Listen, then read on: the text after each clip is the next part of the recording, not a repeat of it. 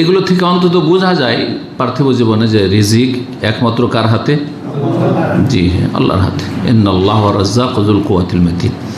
আল্লাহর প্রতি ঈমানের মাধ্যমে রিজিক সুন্দর হয়, রিজিকে বরকত হয়, রিজিক বৃদ্ধি হয়, রিজিক স্থায়ী হয়। কোরআনে কারীমের সূরা আরাফের আয়াত নম্বর 96 আল্লাহ রাব্বুল ইরশাদ করেছেন, ওয়ালাউ আন্না আহলাল কুরা আমানু ওয়াত্তাকাউ লাফাতাহনা আলাইহিম বারাকাতিম মিনাস সামাই ওয়াল আরদ। মানুষরা যদি, আহলুল কুরা মানে জনপদের অধিবাসীরা, এই ভূপৃষ্ঠে দুনিয়ায় যারা বসবাস করে, মুমিন হোক, মুসলিম হোক আর অমুসলিম হোক, সকলকে আল্লাহ বলছেন এরাই হচ্ছে জনপদের অধিবাসী। জনপদের অধিবাসীরা যদি ঈমান নিয়ে আসতো, বিশ্বাসী হইতো, এক নম্বর উপায়। ওয়াত্তাকাও, আর আল্লাহ ভীরু হইতো, তাকওয়া অর্জন করতে পারতো, লাফাতাহানা আলাইহিম বারাকাতিম মিনাস সামাই, তাহলে তাদের জন্য আকাশের বরকত সমূহ খুলে দিতাম। আকাশের বরকতের যে দরজা রয়েছে সেগুলি আল্লাহ কী করতেন? খুলে দিতেন, উন্মুক্ত করে দিতেন। আল্লাহর বরকত আকাশ থেকে নামতেই থাকতো যদি ঈমান থাকে আর তাকওয়া থাকে। তো ঈমান কাজের ঈমান হইতে হবে, যেই ঈমান দুনিয়ার কোনো শক্তি কেড়ে নিতে পারে না, যেই ঈমান আপনাকে কখনো বিভ্রান্তিতে যেতে দেবে না, যেই বিশ্বাস আপনাকে সব সময় এর ওপর অটল রাখবে যে আমি একজন মুমিন মুসলিম, সুতরাং আমার কাছে এসে শয়তান কি করে সুযোগ পেতে পারে। ওয়ালাকিন কাযযাবু, কিন্তু জনপদের মানুষের বা অধিবাসীর স্বভাব হচ্ছে মিথ্যা মনে করা, সরাসরি মিথ্যা মনে করে যারা কাফের বেদিন, আর না হলে আসলে বাস্তবে কিছু নেই, নামে মাত্র ঈমান। ফাআখাযনাহুম বিমা কানু ইয়াকসিবুন, সুতরাং তাদের কৃতকর্মের কারণে, তাদের অপকর্মের কারণে, তাদের পাপাচারের কারণে তাদেরকে আমি পকড়াও করি। সুতরাং রিজিকে আল্লাহ টান দেন, কারণ রিজিক যখন আল্লাহ কেড়ে নেন, রিজিককে সংকুচিত করেন বা রিজিক আসে না, আসলেও সেটা টিকে না, বিভিন্নভাবে রিজিক হাতে আসছে না, হাতে আসলে রাখতে পারছেন না। এটা কেন হয়? বিমা কানু ইয়াকসিবুন, আল্লাহর এই পকড়াও হয় মানুষের কৃতকর্মের কারণে। সুতরাং ঈমান হচ্ছে প্রথম চিকিৎসা, ঈমানকে সুন্দর করতে হবে। দ্বিতীয় উপায় এই আয়াতে পেলাম, আর সূরা তালাকের আরেকটি আয়াত রয়েছে, যে আয়াতে আল্লাহ রাব্বুল আলামিন ইরশাদ করেছেন আয়াত নম্বর 2 এবং 3-এ, ওয়া ইয়াত্তাকিল্লাহ ইয়াজআল লাহু মাখরাজা, যে আল্লাহকে ভয় করবে, যে তাকওয়া অর্জন করবে, আল্লাহ ভীরুতা অর্জন করবে, যেই তাকওয়া অর্জন হয় সিয়াম, রোজা রাখলে। আজকে আশুরার অধিকাংশ ভাই রোজা রেখেছেন, আপনার এই রোজা দিয়ে আপনার জীবনে তাকওয়া নেমে আসছে কি না এটা দেখার বিষয়। নাকি এই রোজাও রাখলেন আবার রোজার অবস্থাতে পাপ করলেন, অথবা খুব বেশি তো রোজার অবস্থায় তো বেশ কিছু পাপ থেকে বেঁচে থাকলে, কিন্তু এই রাতে আবার ওই পাপ, সে চোখের হোক, হাতের হোক, পায়ের হোক, যার হোক না কেন। আজকাল চোখের পাপ, ইন্টারনেটের জগতে চোখের পাপ, বহু রকমের পাপ রয়েছে, নির্জনে পাপ। এক সময় টিভি দেখলে মানুষ জেনে নিত যে কে কী দেখছে না দেখছে, এখন আর জানার উপায় নেই। আপনার মোবাইল আপনার পকেটে, আপনি আপনার রুমে, সবাই ভাবছে শুয়ে গেছেন, কিন্তু আপনি সারা রাত কী যে দেখছেন আর কী যে শুনছেন আল্লাহ ভালো জানছেন, আল্লাহ ছাড়া কেউ জানছে না। জি, যে রবের সামনে হাজির হয়ে জবাব দিতে হবে। এই তাকওয়া সিয়ামের মাধ্যমে, তাকওয়া হজের মাধ্যমে হাসিল হয়, তাকওয়া সালাত নামাজের মাধ্যমে হাসিল হয়। নামাজি মানুষ, মুসল্লি মানুষ হজ করছেন, উমরা করছেন, সিয়াম রোজা রাখছেন, এর মাধ্যমে তাকওয়া আসলে হচ্ছে কি না, গুনাহ কমে আসছে কি না, নেকি বাড়ছে কি না, এই হচ্ছে তাকওয়া। তাকওয়ার লক্ষণ আছে, আপনার মধ্যে তাকওয়া আছে, এর লক্ষণ আপনার জীবনে প্রতিফলিত হইতে হবে।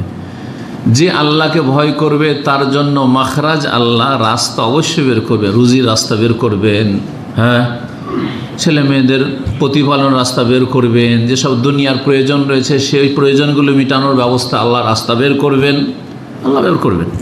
ওয়ারযুকুহু মিন হাইসু লা ইয়াহতাসিব, এবং তাকে রুজি দেবেন এমন এমন ক্ষেত্র থেকে, এমন এমন মাধ্যম দিয়ে যে সে কল্পনা করতে পারে না, তার কল্পনার বাইরেই ছিল যে আমি এখানে যেতে পারতাম বা এই কাজ। যারা ব্যবসা বাণিজ্য আছেন, আপনার কি কল্পনায় ছিল যে ব্যবসায় যাবেন? যারা শিক্ষিত হয়েছেন, আপনার কি কল্পনা ছিল ছোটোকালে যে আমি এরকম শিক্ষিত হব? যারা এই প্রবাসে বিদেশে এসছেন, আপনাদের কি কল্পনা ছিল যে কোনো দিন ছাত্র জীবনে বা সাবালক হওয়ার পরেও যে আমি বিদেশে যাব আর এরকম রিয়ালের মালিক হব, টাকা পয়সার মালিক হব? কোথাও থেকে যে আল্লাহ রিজিক দিয়েছেন কল্পনার বাইরে। সে আপনারা হন আর আমি হই। কারো এরকম কল্পনা ছিল না যে আমি এখন যে মানুষ সে মানুষ হইতাম। জি, 20 বছর আগে, 30 বছর আগে দেখেন, আপনি একটু পিছন দিকে ঘুরে দেখেন, আমি 30 বছর আগে যার 40-45 বছর বয়স, 40 বছর বয়স, তাহলে আপনি 25 বছর 30 বছর আগে আপনি কি ছিলেন? জি, আপনি সমাজে, আপনার পরিবারে, আপনার এতে আর্থিক দিক থেকে কী অবস্থায় ছিলেন? আপনি কোথায় আল্লাহ রাব্বুল আলামিন নিয়ে এসছেন? তো তাকওয়া অর্জন করতে হবে। আল্লাহ রাব্বুল যেন আমাদেরকে তাকওয়া অর্জনে তৌফিক দান করেন। 3 নম্বর যে বিষয়টি, সেটা হচ্ছে রুজিতে বরকত নিয়ে আসার জন্য ইস্তিগফার করা। ভুল আমাদের হবে, ছোট হোক আর বড় হোক, ভুল হবে।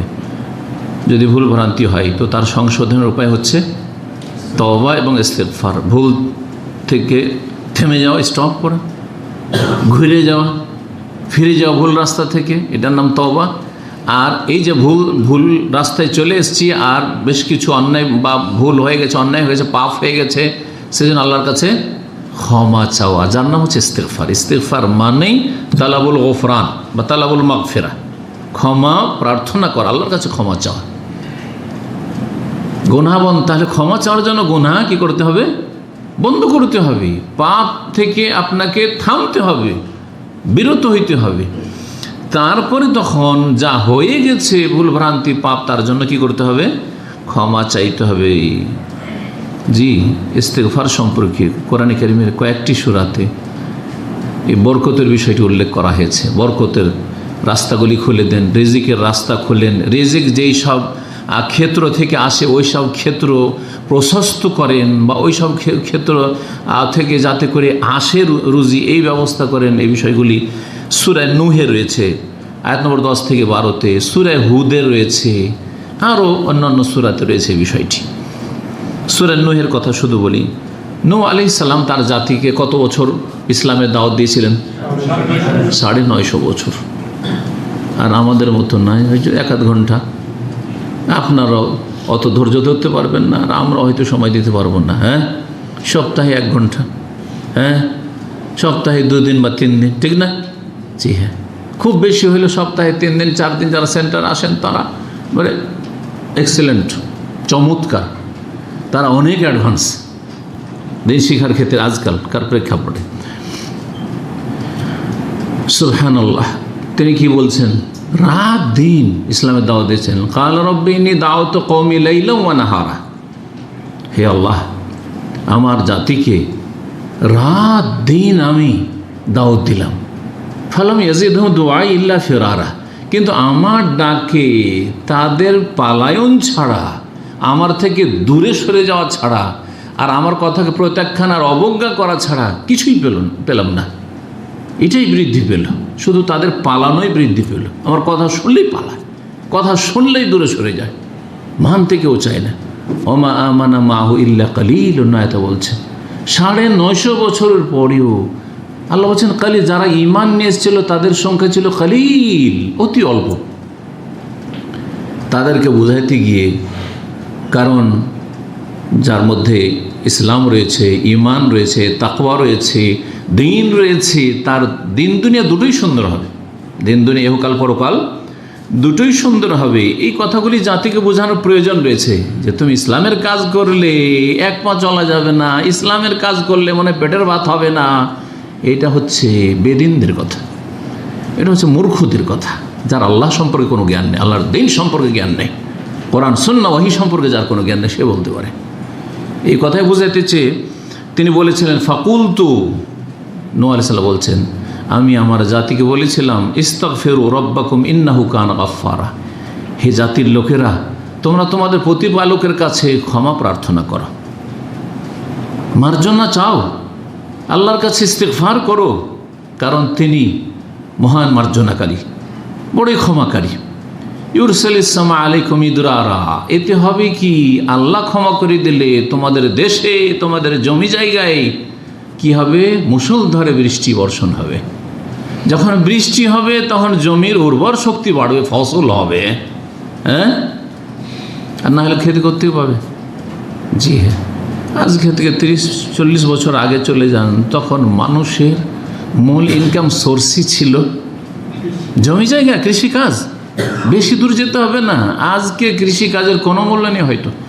তারপরও কৃষিকাজ যারা এখনও করে যাচ্ছে তারা যে আমাদের কত উপকার করেছে, যারা শহরে বসবাস করছেন আর রিয়াল ডলার গুনছেন, অথবা যারা ব্যবসা বাণিজ্য করে টাকা টাকা টাকা টাকা, তাদের যে কত উপকার করছে, যে তারা যদি কৃষিকাজ করে চাল ডাল এই গম এসব না আমাদেরকে সরবরাহ করতো, আমাদের কাছে না পৌঁছাইতো, পয়সার বিনিময়ে হোক না যদি পৌঁছাইতো, ওদের কাছে যদি অল্প করে হইতো, সামান্য হয়, তা তাদের নিজে খাবে, নিজের ছেলে মেয়েকে খাবে। কেন বিক্রি করবে? কেন বিক্রি করবে? আর বিক্রি না করলে আপনি রিয়াল খাবেন, ডলার খাবেন না, ব্যবসা বাণিজ্যের আপনার মাল সামান খাবেন? আপনাকে ওই চাল ডালি খেতে হবে। ও কৃষক কত উপকারী। আমরা ছোটোকালে পড়েছিলাম যে কৃষক হচ্ছে আমাদের পরম বন্ধু, এই কথাটি প্রাইমারিতে পড়েছিলাম। আজকের আলোচনা মনে পড়লো, কৃষক হচ্ছে আমাদের পরম বন্ধু। শহরের লোকেরা উপলব্ধি করে না। জি, আমাদের ওপর ওদের কত বড় এহসান রয়েছে। রিজিকের মূল বরকত ও বৃদ্ধির চাবিকাঠি রয়েছে খাঁটি ঈমান, তাকওয়া অর্থাৎ আল্লাহ ভীতি এবং নিয়মিত ইস্তেগফারের মাঝে। মানুষ যখন পাপ পরিহার করে, আল্লাহর ভয়ে জীবন পরিচালনা করে এবং গুনাহের জন্য ক্ষমা প্রার্থনা করে, তখন আল্লাহ তাআলা কল্পনাতীত উৎস থেকে তার রিজিকের দ্বার উন্মুক্ত করে দেন। অতএব জীবিকার পেরেশানি দূর করতে পার্থিব চেষ্টার পাশাপাশি শাইখের আলোচনার এই আমলগুলোকে জীবনে বাস্তবায়ন করা অত্যন্ত জরুরি।